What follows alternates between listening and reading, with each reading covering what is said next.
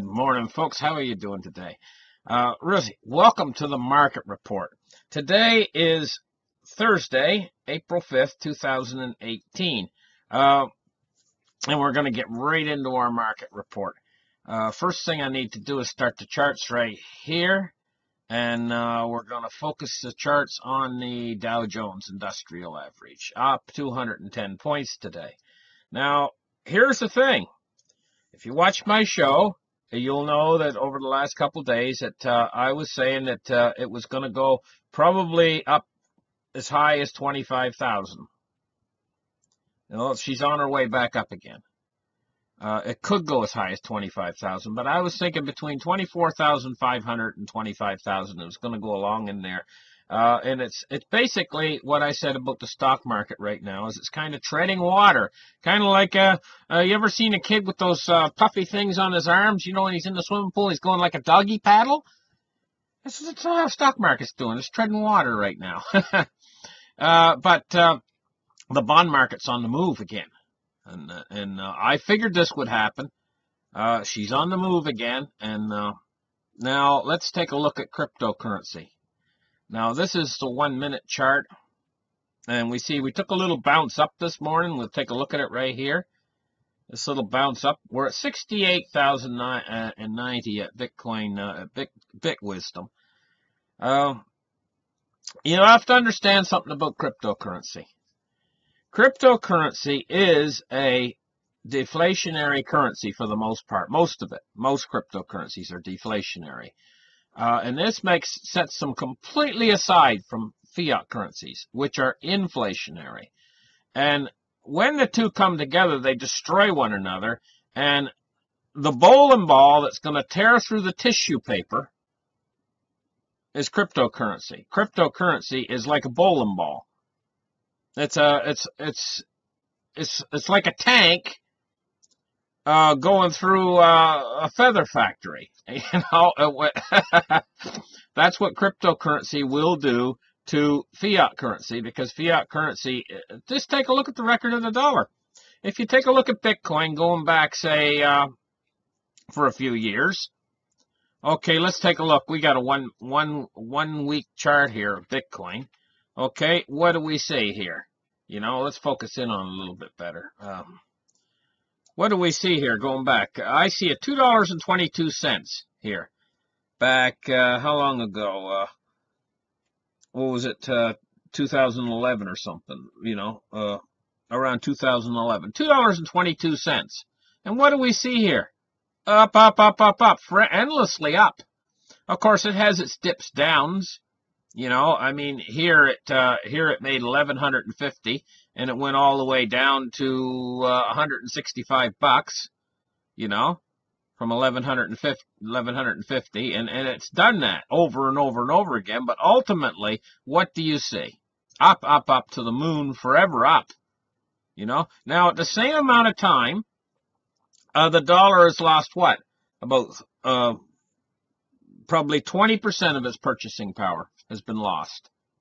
What do you want to go with? Do you want to go with something that's moved from $2.22 all the way up to right now at this minute 6,800 bucks? From $2.22 to 6,800 bucks, or do you want to stick with something that's lost 20% of its purchasing power in that same amount of time? So, like I say, ultimately, it's like a monetary black hole. The cryptocurrencies are going to suck up all of the world's everything, including gold and silver in the end.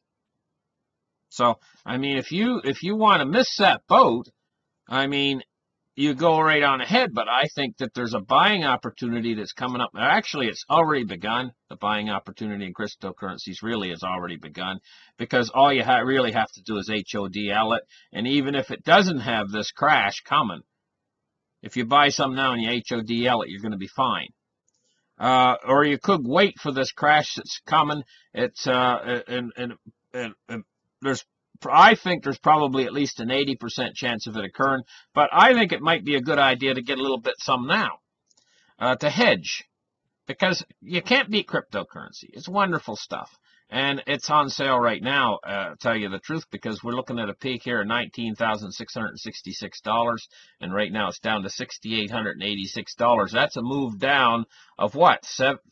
I'm just calculating it quick in my head. At least 60, what, 60, 70% down from its peaks. But you could be greedy.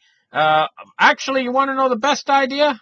Pick up a little bit now, and pick up a whole lot later when price bottoms.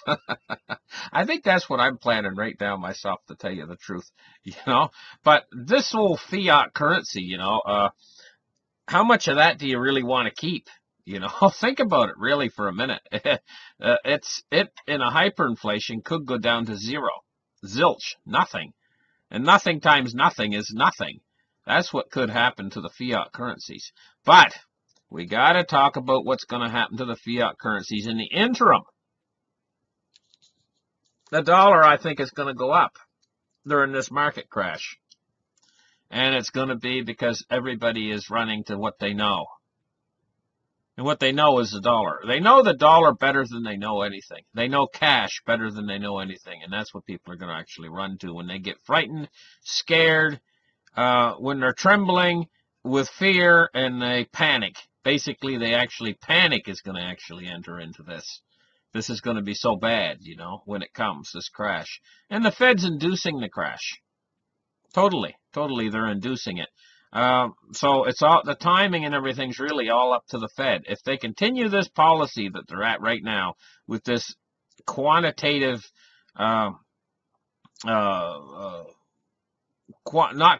this quantitative tightening that they got going right now. If they continue this policy at the pace that they've said they're going to continue it at, they're going to induce a crash before the end of this year.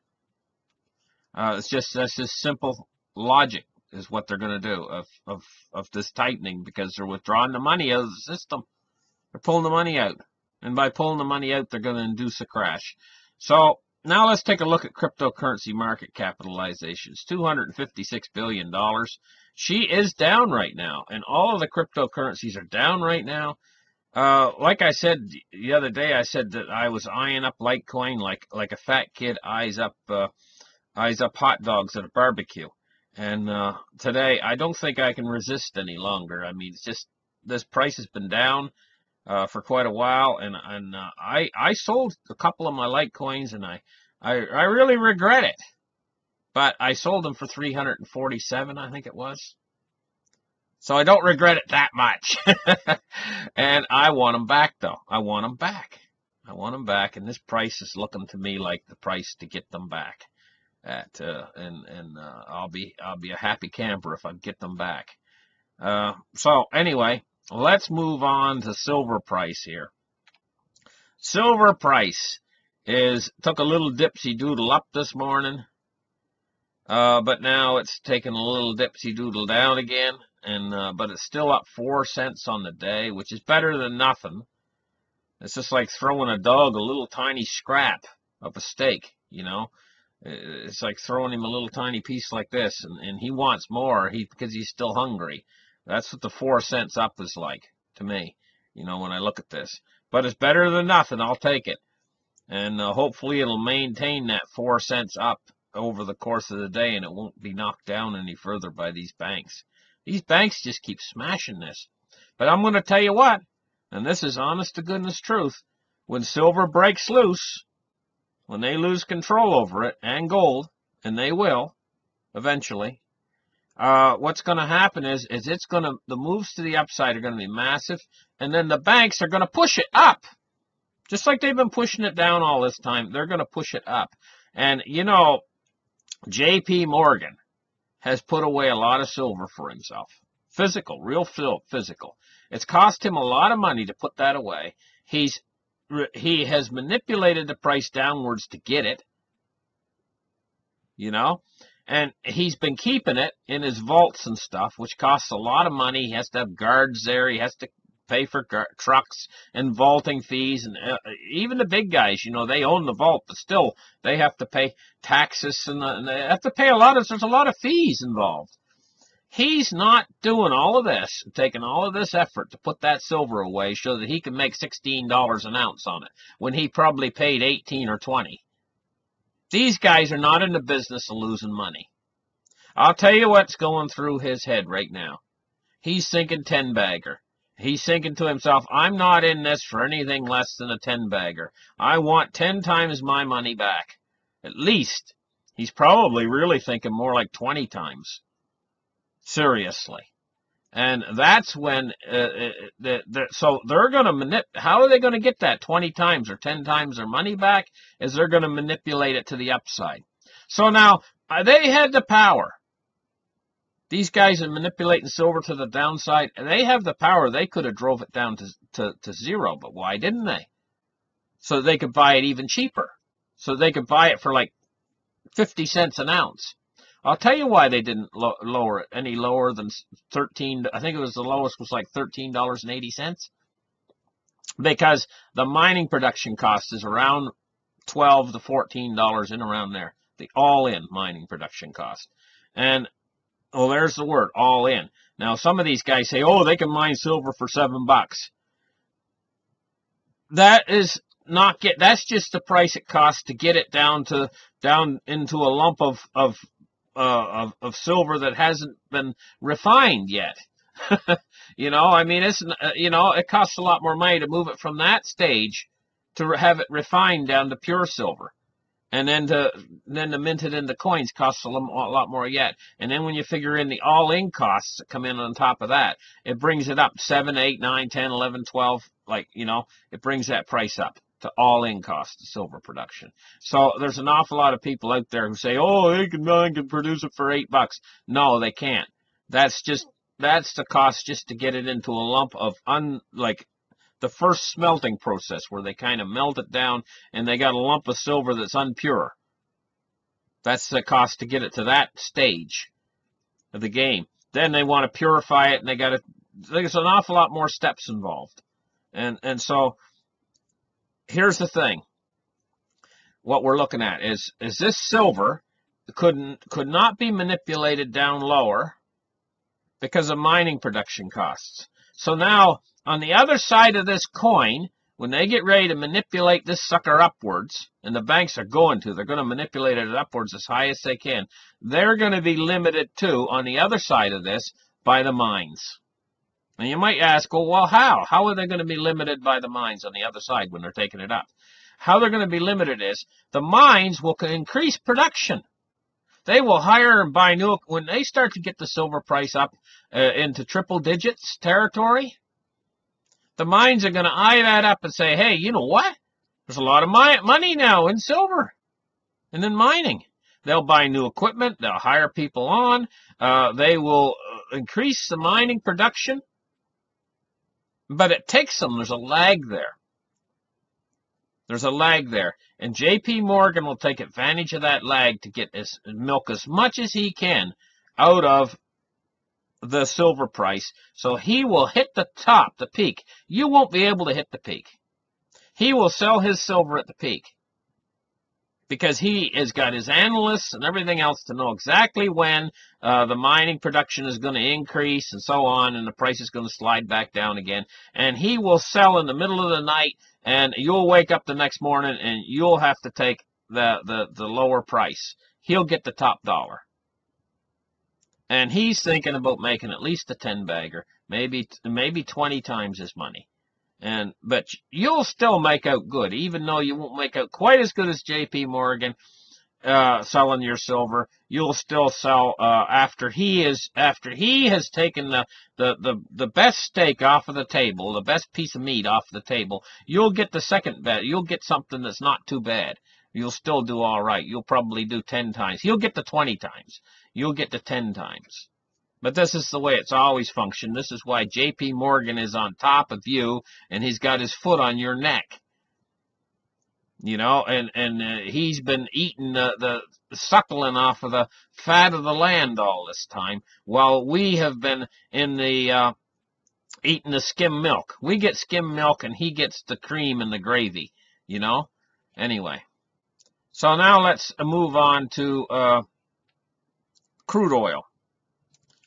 63.98. Let me see here. We're going to take a look at the 5-day. I think there was a move up. Not much. 63.98. Yeah, there's a little move up. But it's not big. It's not a big move up. Overall, it's been actually down because it was up to 65.20 roughly.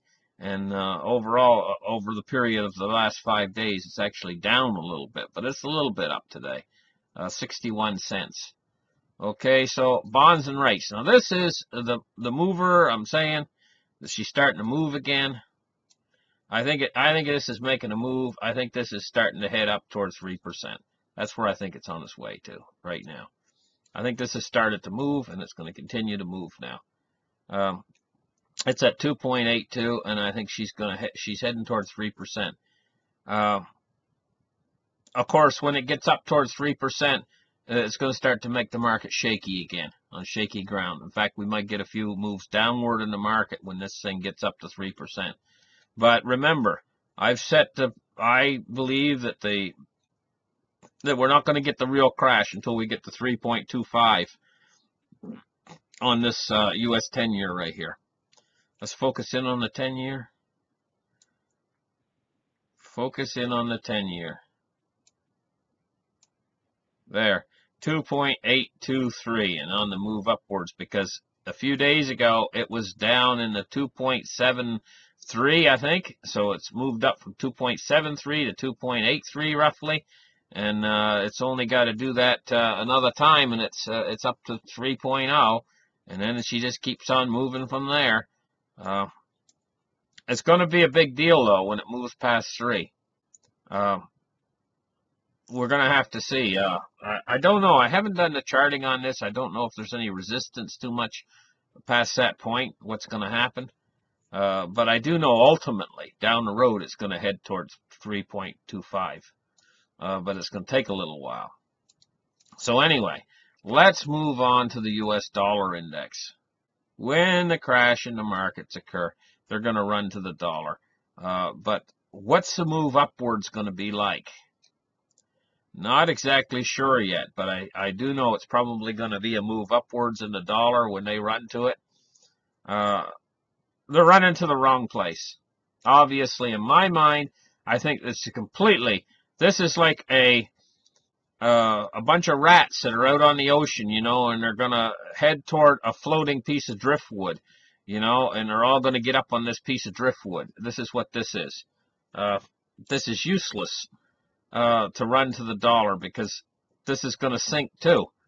It's like jumping from the frying pan into the fire to run to the dollar. But that's what they're going to do. They're going to run to the dollar. It's the last place they should run. They should run to cryptocurrency, really, tell you the truth. Cryptocurrency is deflationary, and this is inflationary. Just look at the track record of this. And this move that we've seen downward is what's made everybody think that we're in inflation right now. It's moved downward from 103 down to 90, which is quite an astounding move. But the thing is this is going to be a little bounce back in this when the crash occurs and everything changes into deflation for a little while. Then when the central banks react to this, then this is the end of the dollar. And this could actually go down to nothing, to absolute zilch, to where the dollar's absolutely worthless in the end. This is going to force them to bring out their new cryptocurrency dollar that'll have some backing behind it, more than likely gold. They'll probably back it with the gold in Fort Knox. They'll probably lie and say that those bars that are in Fort Knox are really there, when really they're probably just a whole bunch of tungsten-coated bars that they got in Fort Knox that they'll take and show. They might show them to us, but they're probably filled with tungsten, and they'll probably show us a couple tons, a heap of a couple tons of gold that's all filled with tungsten, and they'll probably say, hey, you know what, we've got 7,000 or 8,000 tons in here. And they don't have anything in there but probably a whole bunch of old weapons and stuff from World War II. That's the kind of shysters they are, but they'll use that to back their new cryptocurrency. They'll say it's backed with all of this gold. And so therefore trust in us. And they're going to pull a lot of people in. They're going to pull a lot of people in, and a lot of people are going to buy into their new cryptocurrency. Enough are going to buy into it that's going to make it very viable. Well, another thing that's going to make it viable is they are going to make it legal tender for the purchase of everything in the United States of America. All goods and services. Whereas the other cryptocurrencies, like Bitcoin, you got to fuss around where you're going to spend the stuff. Say you want to buy something. Say you want to buy a meal. You go to the restaurant. You take Bitcoin. No, I'm afraid we don't even know what Bitcoin is, they say. You know? But this new dollar coin, anywhere you go in the United States, you'll be able to spend it. And this is going to make it so that an awful lot of people are going to adopt it an awful lot quicker than the other cryptocurrencies. But in the background, the other cryptocurrencies are going to continue growing. And eventually, they are going to win. The deregulated cryptos are going to win eventually over the regulated, because these regulated cryptos are nothing more than a fancy version of fiat. And it'll be proven in the end that the gold that they backed them with is nothing more than a lie. That doesn't even exist. It'll be proven in the end. That they've really hoarded the gold away in their central banks for themselves, and most of it's over in China and in Russia. It'll be proven in the end, and this is the way it's going. So listen, thank you guys for listening to the Market Report, and we'll catch you in the next episode. Today is Thursday, probably the Friday episode, and then we'll be off for the weekend. And bye-bye for now, guys.